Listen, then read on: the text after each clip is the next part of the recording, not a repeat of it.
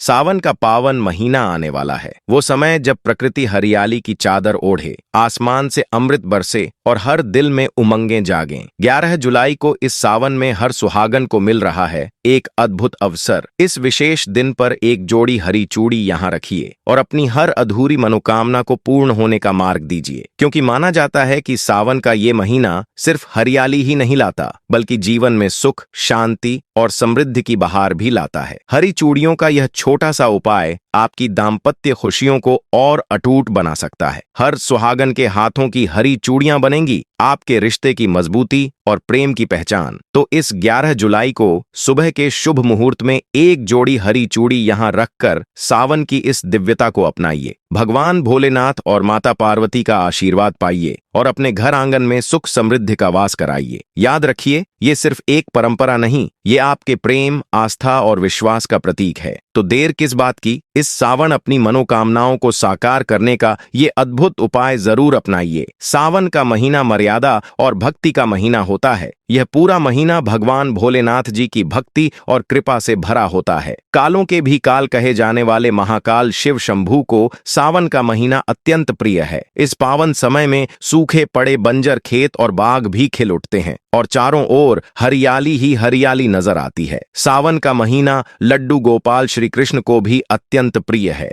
अपने बाल गोपाल रूप में भगवान श्री कृष्ण वृंदावन में सावन में स्नान करने अवश्य आते हैं। यही वह महीना है जब प्रकृति भी भगवान की भक्ति में लीन हो जाती है और हर जीव जंतु, हर पेड़ पौधा इस भक्ति से सराबोर हो उठता है। श्री कृष्ण सखियों के साथ मिलकर वर्षा ऋतु में स्नान करते हैं और आनंद पूर्वक नृत्य आदि करते हैं। दोस्तों, ऐसा माना जाता है कि सावन के पूरे महीने भगवान भोलेनाथ जी की पूजा पाठ करने से वे शीघ्र प्रसन्न होते हैं। सावन का यह पावन महीना भगवान भोलेनाथ का अत्यंत प्रिय महीना है। इसकी अनेक पौराणिक कथाएं और धार्मिक मान्यताएं प्रचलित हैं। दोस्तों, जनसाधारण लोग चाहे किसी अन्य महीने में संयम और नियम का पालन करें या न करें, लेकिन सावन के महीने में सभी लोग संयम और नियम का पालन अवश्य करते हैं। इस माह में जो लोग व्रत आदि का पालन करते हैं, उन्हें पूरे महीने लहसुन, प्याज और किसी का झूठा भोजन नहीं करना चाहिए, क्योंकि इस समय व्रतधारी पूरी श्रद्धा से भगवान शिव की शरण में होता है। इसलिए किसी भी प्रकार का पाप न करें जिससे भगवान शिव क्रोधित हों। तो दोस्तों, आज की यह वीडियो बहुत ही सुंदर और ज्ञानवर्धक जानकारी लेकर आई है, जो न केवल आपकी भक्ति को प्रगाढ़ बनाएगी, बल्कि सावन के इस पवित्र माह का महत्व भी बताएगी। इस वीडियो को अपने फायदे के लिए जरूर पूरा देखें, क्योंकि अधूरा ज्ञान हमेशा अधूरा फल ही देगा और यह भगवान शिव का अपमान भी माना जाएगा। इसलिए सावन के इस शुभ अवसर पर वीडियो को अंत तक जरूर देखें और कमेंट में अपनी राशि अवश्य लिखें। यदि हमारे पास आपकी राशि के अनुसार कोई विशेष उपाय होगा तो हम रिप्लाई में आपको अवश्य बताएंगे। सावन के महीने का विशेष महत्व कुछ इस प्रकार है। दोस्तों, सावन के महीने में ही समुद्र मंथन हुआ था। इसी महीने माता लक्ष्मी उत्पन्न हुई थीं और माता लक्ष्मी को धन की देवी का दर्जा भी सावन में ही प्राप्त हुआ था। सावन के महीने में ही भगवान भोलेनाथ भूलोक पर आते हैं और जिनके घर पर शिवलिंग स्थापित होता है, उनके घर में भगवान आशिंक रूप में अवश्य पधारते हैं। इस माह में भगवान विष्णु योग निद्रा में चले जाते हैं और सृष्टि का भार भगवान भोलेनाथ अपने कंधों पर ले लेते हैं। यही कारण है कि सावन का यह महीना अत्यंत पवित्र और महत्वपूर्ण माना गया है। तो दोस्तों, आज की इस सुंदर और ज्ञानवर्धक वीडियो का विषय है, इस वृक्ष पर बांधें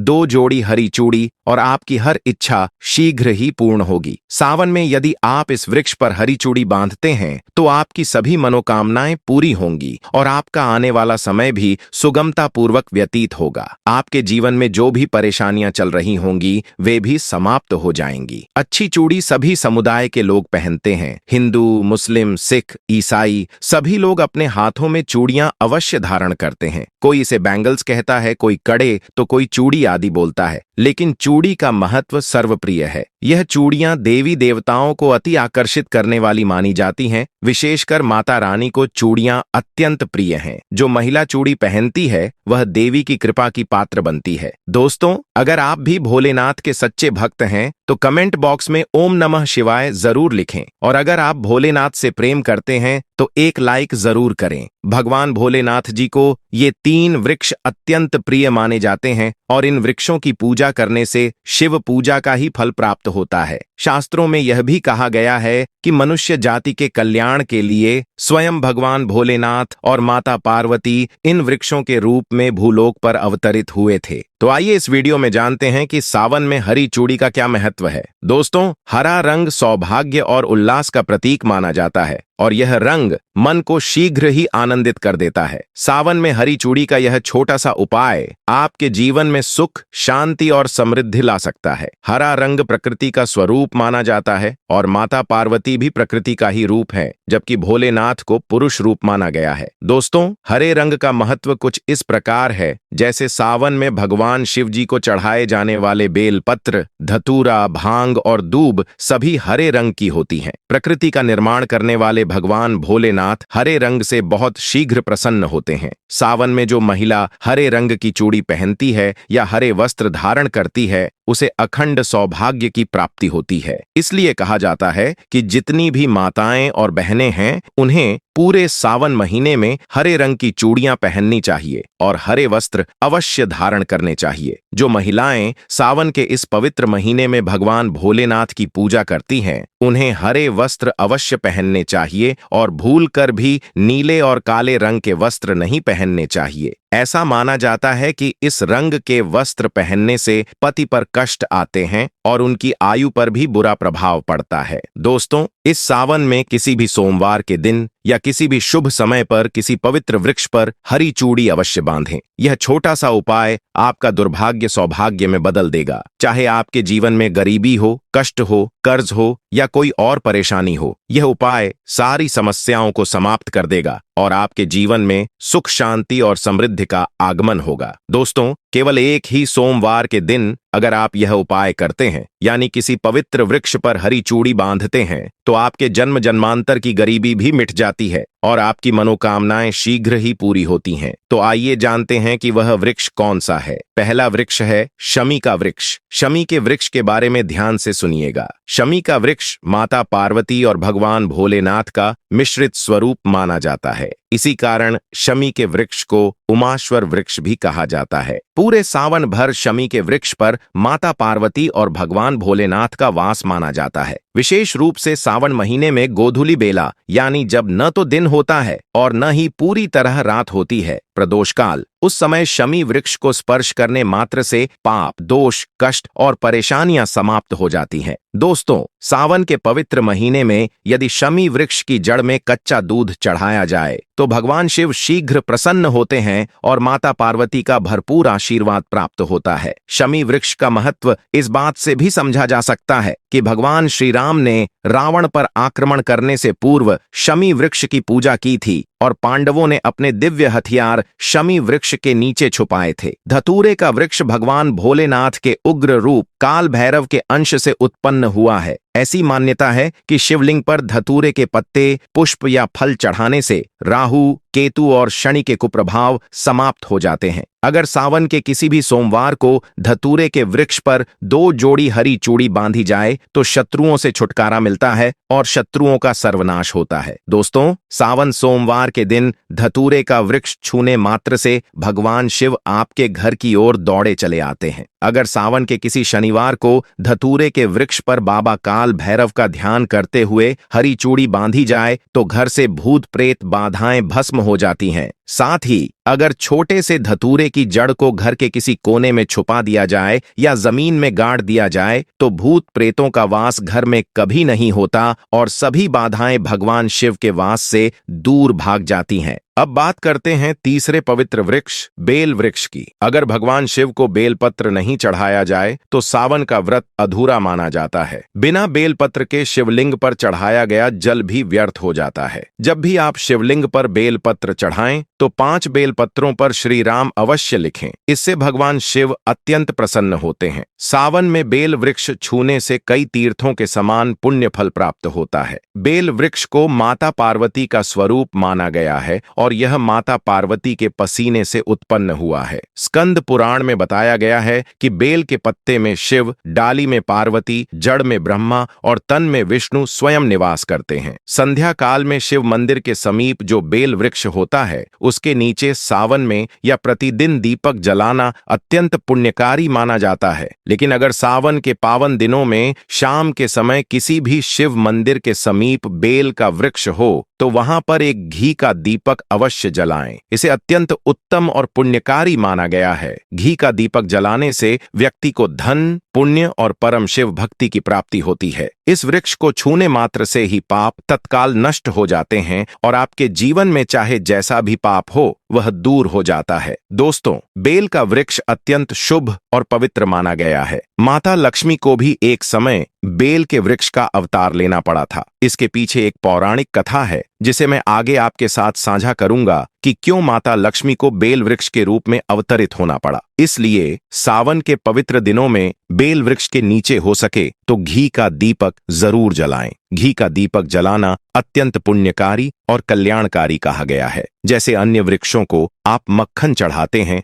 बताशे का भोग लगाते हैं, उसी तरह बेल का वृक्ष माता पार्वती और भगवान शंकर का ही स्वरूप माना गया है। बेल वृक्ष की जड़ भी बहुत पवित्र मानी जाती है और उसका पूजन विशेष फलदायी होता है। बेल वृक्ष के जो मूल भाग होते हैं उनमें समस्त तीर्थों का वास माना जाता है। इसलिए कहा जाता है कि सावन के महीने में जो लोग तीर्थ धाम नहीं जा सकते या तीर्थों के दर्शन नहीं कर पाते, वे यदि बेल वृक्ष के नीचे 1 महीने तक घी का दीपक जला लें तो उन्हें संपूर्ण तीर्थों की यात्रा के बराबर पुण्य की प्राप्ति होती है। मैं ये सारी गुप्त और रहस्यमयी जानकारियां इसलिए बताता हूं ताकि आप सभी दर्शकों का कल्याण हो सके और आपकी आध्यात्मिक उन्नति हो। सभी को धन की आवश्यकता नहीं होती। कुछ लोग पुण्य प्राप्ति और आत्मिक उन्नति की इच्छा रखते हैं। इसलिए मैं इस प्रकार के छोटे छोटे गुणों से भरे रहस्यों को अपने वीडियो में साझा करता हूं। तो दोस्तों, अब आपको करना क्या है? सावन के शुभ और मंगलमय दिनों में इस वृक्ष को श्रद्धा से स्पर्श करना है और माता पार्वती से प्रार्थना करनी है। हे माता पार्वती, आप ही शक्ति स्वरूपा हैं, आप ही लक्ष्मी हैं, आप ही धन की देवी हैं और संसार को चलाने वाली है। मेरी गरीबी मिटाइए, मेरी निर्धनता को दूर कीजिए और मेरे जीवन की सभी परेशानियों को समाप्त कर दीजिए। इस प्रकार प्रार्थना करते हुए वृक्ष को छूना है। साथ ही एक कपूर और एक लौंग को भी जला देना है ताकि वातावरण पवित्र हो और आपकी प्रार्थना शीघ्र पूरी हो। और एक काम आपको विशेष रूप से जरूर करना है ताकि आपकी हर मनोकामना पूरी हो सके।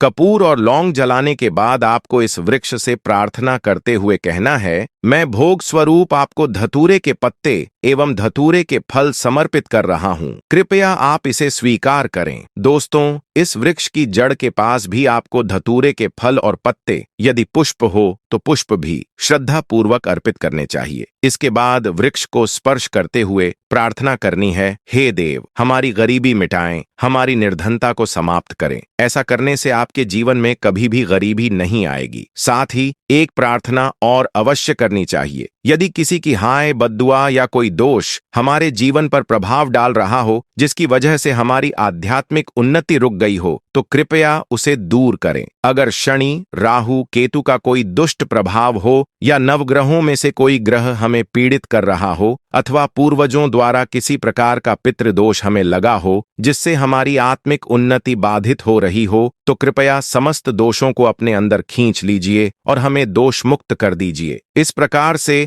आपको सच्चे मन से प्रार्थना करनी है और यह उपाय करते समय श्रद्धा और विश्वास बनाए रखना है। साथ ही एक और आवश्यक कार्य आपको करना है ताकि आपकी प्रार्थना पूर्ण फलदायी हो सके। नियम के वृक्ष में समस्त दैवी शक्तियों का निवास माना जाता है। सावन के शुभ और मंगलमय दिनों में यदि आप 1 गिलास या तांबे के लोटे में सामर्थ्य अनुसार दूध लेकर नीम के वृक्ष की जड़ में अर्पित करें तो यह अत्यंत पुण्यकारी माना जाता है। ध्यान रखें, आपको मीठा दूध यानी मिश्री मिला हुआ दूध ही चढ़ाना है। इस दूध से नीम के वृक्ष की जड़ का अभिषेक करें और गरीबी मिटाने की प्रार्थना करें।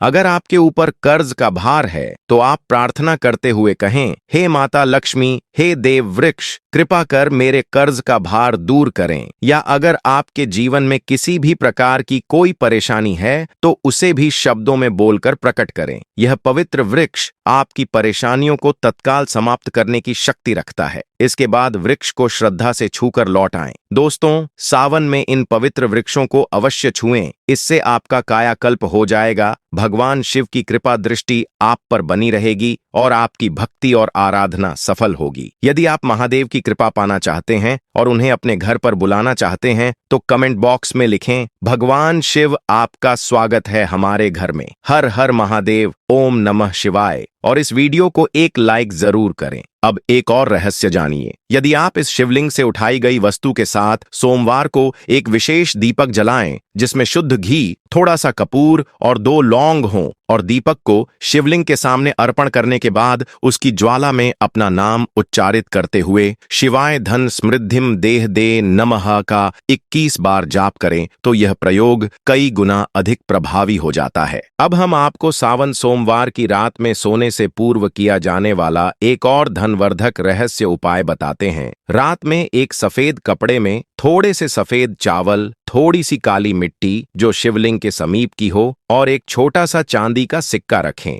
इसे तकिए के नीचे रखकर सोएं और प्रातः उठकर इसे शिवलिंग के चरणों में अर्पित करें। फिर देखिए अगले 21 दिनों में कैसे अद्भुत परिवर्तन होते हैं, क्योंकि जब आपकी आस्था निष्कलंक होती है और आप नियम पूर्वक हर कार्य करते हैं तो ब्रह्मांड की सारी शक्तियां आपके सहयोग में उतर आती हैं। अब बात करते हैं उन विशेष 11 वस्तुओं की जो अगर आप सावन में शिवलिंग पर चढ़ाते हैं तो उसका प्रभाव कई जन्मों तक बना रहता है। एक बेलपत्र 3 पत्तियों वाला, 2 आक का फूल, 3 कच्चा दूध, 4 काले तिल, 5 पंचामृत, 6वां गंगाजल, 7वां भांग, 8वां सफेद चंदन, 9वां मिश्री, 10वां केसर मिश्रित जल और 11वां जौ भीगे हुए। ये 11 वस्तुएं जब आप पूरे सावन में सोमवार को शिवलिंग पर अर्पित करते हैं और उसके बाद उसी सामग्री का एक अंश अपने पास रखते हैं तो वह एक अनोखा यंत्र बन जाता है। यह यंत्र धन को आकर्षित करने वाला, सुख शांति को स्थायी करने वाला और दुर्भाग्य को भस्म करने वाला माना जाता है। परंतु सावधान, यदि आप अनजाने में भी शिवलिंग पर तुलसी, हल्दी, केसर, सिंदूर, नारियल पानी या टूटी फूटी सामग्री चढ़ा देते हैं तो यह पुण्य नहीं बल्कि पाप बन जाता है। इसी कारण हम बार बार निवेदन करते हैं कि हर उपाय पूरी जानकारी और सही विधि से करें ताकि उसका पूर्ण फल